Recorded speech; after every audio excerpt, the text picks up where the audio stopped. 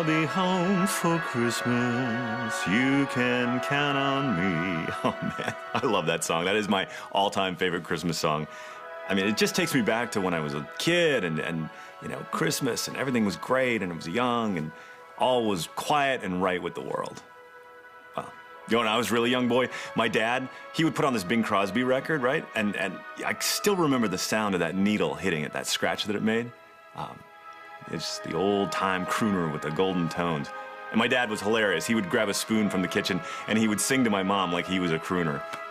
I remember the smells, you know, the tree and wassail. You know, I could never get a straight answer out of anybody as to what wassail was, but it smelled great. Yep, that was 1978, and all was quiet and right with the world.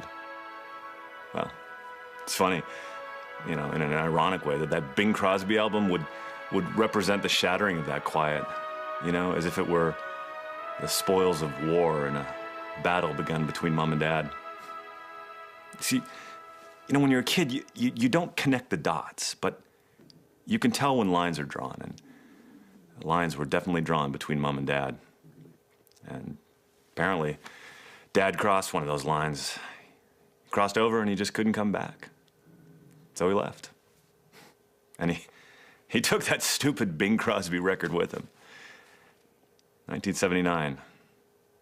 Yeah, all was quiet, but nothing was right anymore.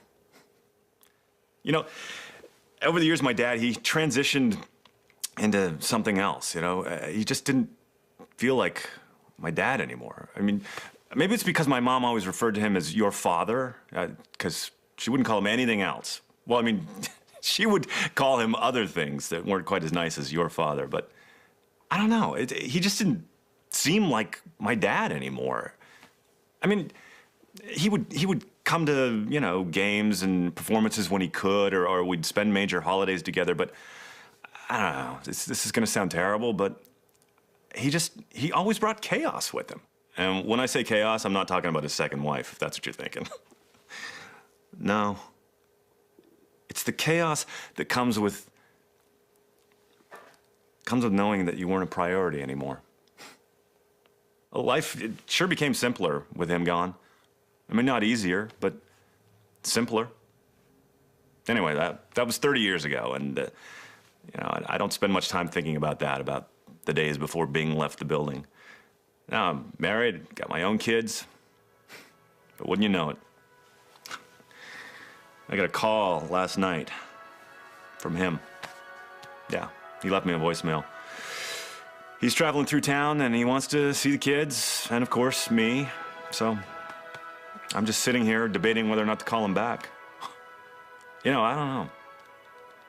Listening to that song, I'll be home for Christmas, and I'm thinking, oh, is that a promise or a warning?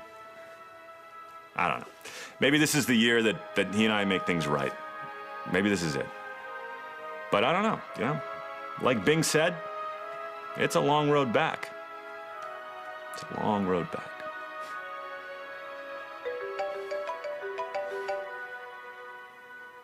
Here we go.